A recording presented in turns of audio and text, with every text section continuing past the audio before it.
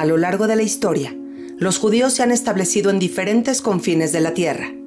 La gran mayoría se asentó en Europa, Polonia y Rusia, y fueron llamados judíos ashkenazim. Por otra parte, los judíos establecidos en la península ibérica, el norte de África y el Medio Oriente, fueron llamados judíos sefaradim. Este distanciamiento a lo largo de los siglos provocó distintas tradiciones en la misma religión. Y hoy, en Entrevista para Enlace Judío, el rabino Nissim Betech y el rabino Sergio Slomiansky nos explican cuáles son las diferencias al celebrar la festividad de Pesaj entre los judíos ashkenazim y los judíos sefaradim.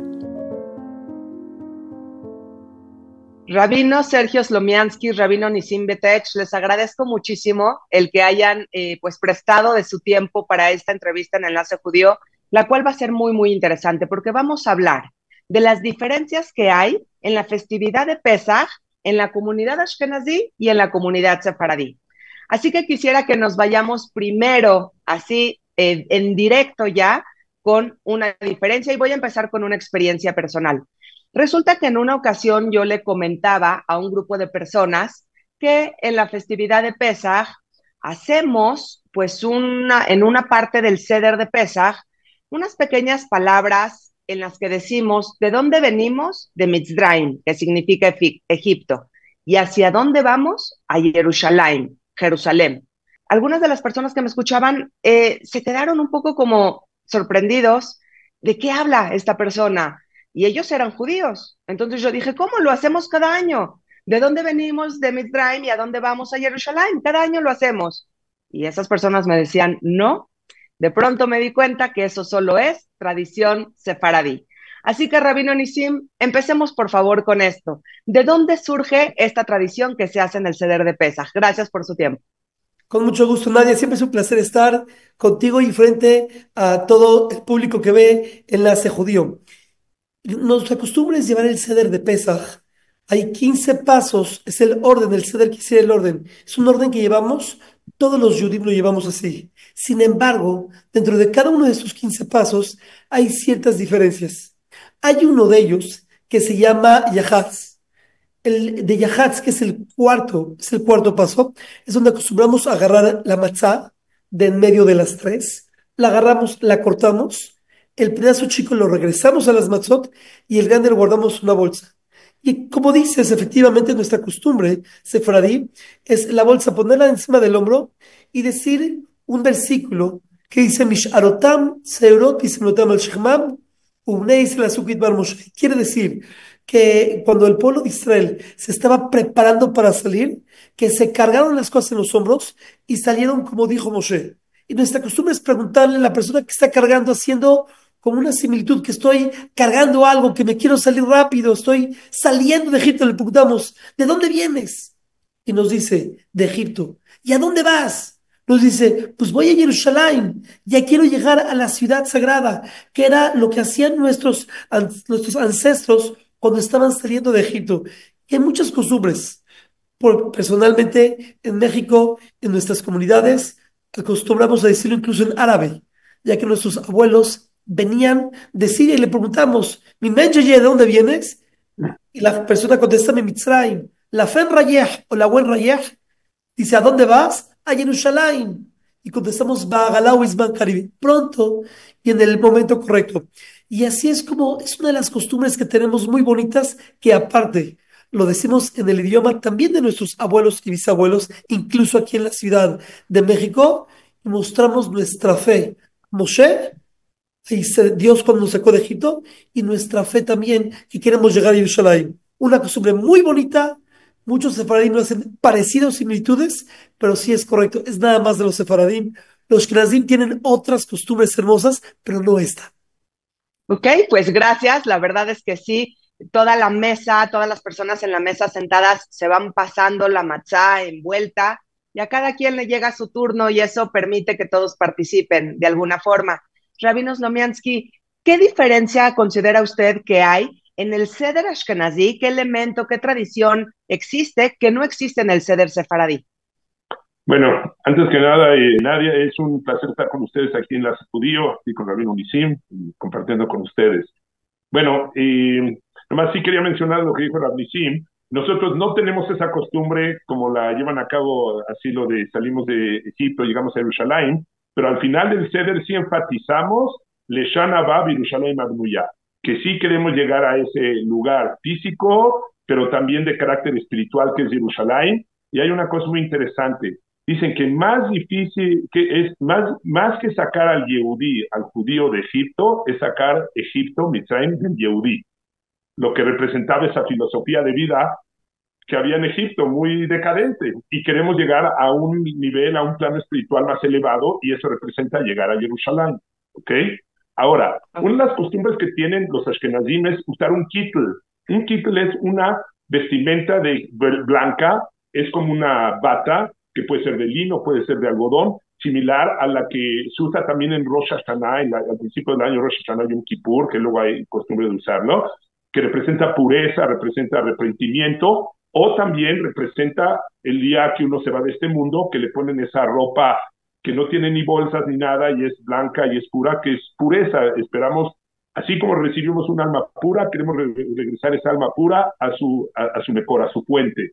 Entonces son ideas que debemos de albergar en estos momentos cuando estamos en el Seder de Pesach, y de ahí la costumbre de usar el kittel.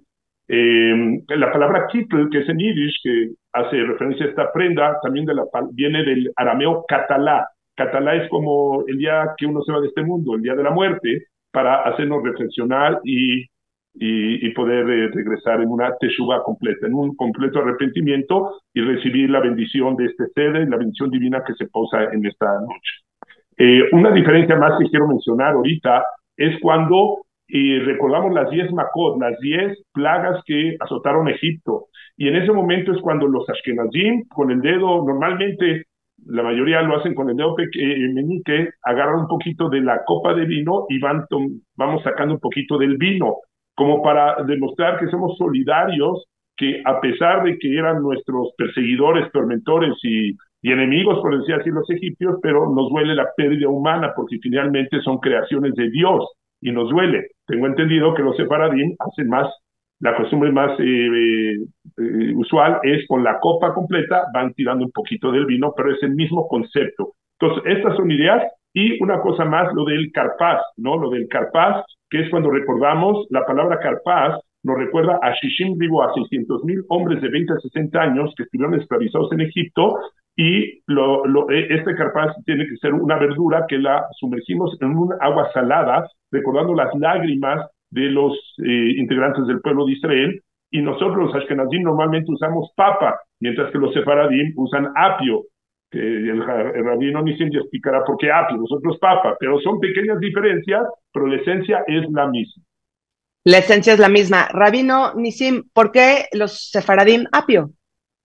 Realmente, lo que es el apio era una verdura que era muy común en aquellos tiempos en la parte sefaradí. O sea, por la parte técnica era algo normal, era algo común, pero aparte, también el apio es un poquito amarguito también. Es algo un poco amargo, no es como, hay verduras que son un poco más dulces, una jícama es un poco más dulce, por ejemplo. Hay unas que son más dulces y lo principal es decir la verajá de Hadamá.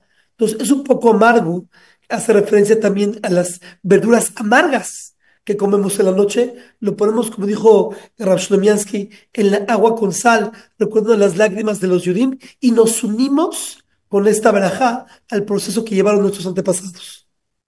Un proceso de dolor, de sufrimiento, bueno, pero finalmente de liberación. Ya que Sí. estamos empezando a hablar de los alimentos, pues sí, tenemos diferentes restricciones. Rabino Sergio Slomiansky, los sefaradim comen arroz, pero los ashkenazim no, y hay algunos alimentos que los ashkenazim no comen y eso hace que la verdad el Pesaj sea un poquito más difícil. ¿Cuáles son los alimentos que los ashkenazim tienen completamente prohibido comer? Bueno, antes que nada vale la pena mencionar que tanto Ashkenazim como Sefaradim no deben de comer lo que es hametz, que es una fermentación de cierto tipo de granos que serían trigo, cebada, centeno, avena, espelta. Allí todos somos iguales, eso no se debe de tener en la casa, y que implica sacarlo de la casa o inclusive o puede ser venderse. venderse por la festividad de Pesaj y luego después uno lo puede retomar, que vuelva a estar en la propiedad de uno. Pero hay otro tipo de alimentos que también se pueden fermentar, pero no entra en la categoría de hametz. Por ejemplo, sería el maíz, o podría ser también el arroz, ¿sí? Y hay otro tipo de leguminosas que tampoco comemos, como podrían ser los cacahuates, los frijoles, el hummus, etcétera. ¿Por qué? Porque hay cierto tipo de granos que en un momento dado se podían parecer al hametz y entonces se hizo un decreto de no consumirlos para no confundirlos y terminar comiendo, Dios no lo quiera, hametz. Los sefaradim no tienen esa restricción, por decir así. Entonces, podríamos decir que lo hace más difícil, entre comillas, al ashkenazí. Pero hoy en día hay muchos sustitutos, por ejemplo, que, digamos, uno puede, aun cuando no, por ejemplo, puede usar una fécula de papa, ¿no? Para en un momento dado hacer postres, hacer inclusive pizzas, hacer todo tipo de cosas con fécula de papa y son cosas alternativas. Pero es ahí donde tenemos esa diferencia, ¿ok? En alimentos. Ok, bueno, también entra la creatividad de las amas de casa al crear alimentos que sean kosher de pesa, que sean permitidos y que no transgredan la ley judía, la halajá. Rabino Nisim Exactamente. Betech, ¿por qué los judíos sefaradim sí tienen permitido estos alimentos? Bueno, realmente, como dijo Rav Sergio, que lo único que prohíbe la Torah son las 5 especies, los 5 granos, que es trigo, cebada, espelta, centeno y avena.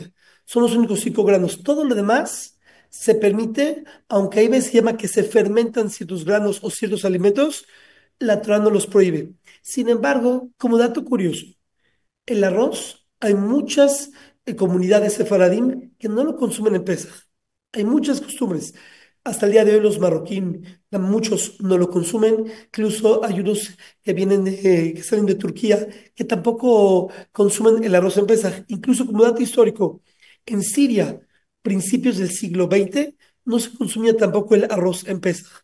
¿Cuál es el motivo? El arroz es un grano que lo mezclaban junto con el trigo, la cebada, con esos, los 5 granos normalmente los tenían en los sacos juntos. Entonces, el comprar arroz era muy probable que esté revuelto con otras especies y al momento de cocinar arroz, si hay un granito de trigo, de cebada, de espelta, de centeno, de avena, se fermenta todo. Por eso se acostumbró muchas comunidades sefaradí a sí comer kitniot, pero no comer arroz. Sin embargo, como dato histórico, antes de la Primera Guerra Mundial, estamos hablando en la segunda década, en los 10 del siglo XX, antes de la Primera Guerra Mundial empezó a haber muchísima escasez de comida y en Siria no tenían llegado a pesar, no había lo que comer.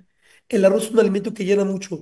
Se hizo un consenso entre los rabinos de Damasco y los de Alepo, y ahí es cuando se reunió a todas las comunidades en el gran templo de cada una de las ciudades y se les hizo una Hatarat de Darín, que es una anulación de promesas para no tener que seguir con la costumbre y por necesidad se permitió comer el arroz. De ahí que se pidió revisarlo 3 veces.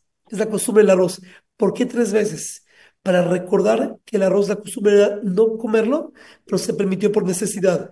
En estos tiempos, aunque ya no haya necesidad, ya quedó el permiso, pero seguimos limpiándolo 3 veces para recordar que nuestros padres realmente el siglo pasado no lo consumían para evitar errores con el hametz, con estas 5 especies. Interesantísimo. Pero Pesaj, pues no solamente dura 1 o 2 noches, sino que dura toda una semana. Así que me parece fundamental preguntarles cuáles otras diferencias existe en la manera de llevar la fiesta entre Ashkenazim y Sefaradim. Empiezo con usted, Rabino Slomiansky. ¿Qué me dice? Bueno, ahí les va. Y normalmente durante la semana, la persona adulta, el yehudí, usa las filacterias, que serán los tefilim. La pregunta es qué pasa en los días de la festividad. Cuando es festividad, los primeros días de la festividad y los últimos, nadie usa tefilim, no, nadie usa las filacterias.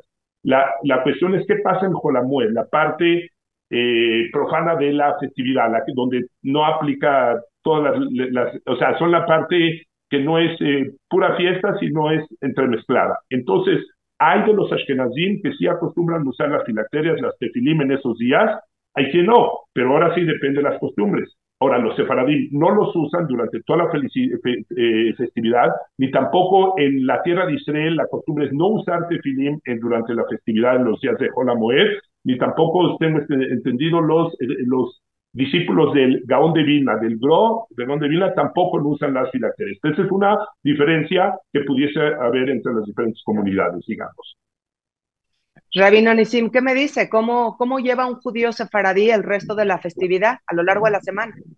Realmente, o casi como cualquier festividad, simplemente no comiendo lo que es hametz. Todo lo demás es días tranquilos, días fáciles y simplemente con el poder, todo lo que es el maíz, poder consumirlo, creo que estamos más del otro lado ya. Estamos bien. Poder echarle aceite normal, tener unas tortillas o cualquier comida, facilita muchísimo la fiesta y fluye mucho. Así Sí. es. Vale la pena mencionar que solo un grano con el cual se puede hacer una matzá, ese grano, si se llega a fermentar, se volvería hametz. Si estuvo más de 18 minutos en contacto con el agua, se puede llegar a fermentar.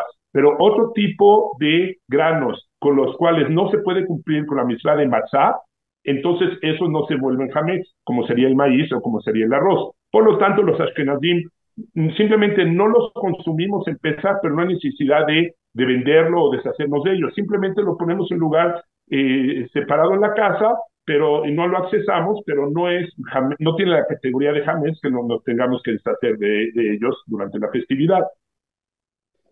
Muy bien, eso suena interesante porque me parece que con los sefaradim es igual o distinto, Rabino Betech. Es exactamente lo mismo.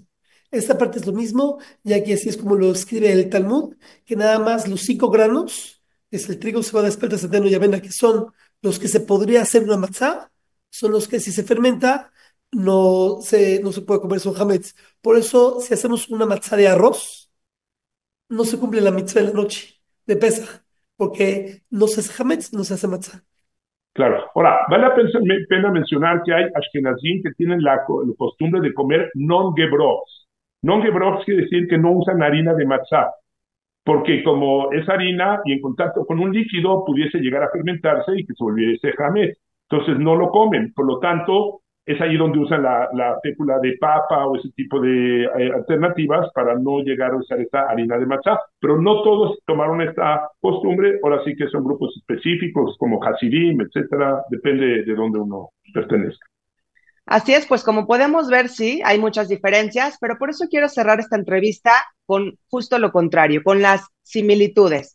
¿Qué les parece si de manera muy, muy breve me responden lo siguiente? Así que, Rabino Betech, si quiere, empezamos con usted. ¿Por qué celebramos Pesaj, Ashkenazim y Sefaradim? ¿Cuál es la razón? Celebramos Pesaj reconociendo el amor de Hashem, el amor de Dios hacia nosotros y también el reconocimiento y el compromiso de nosotros hacia Él.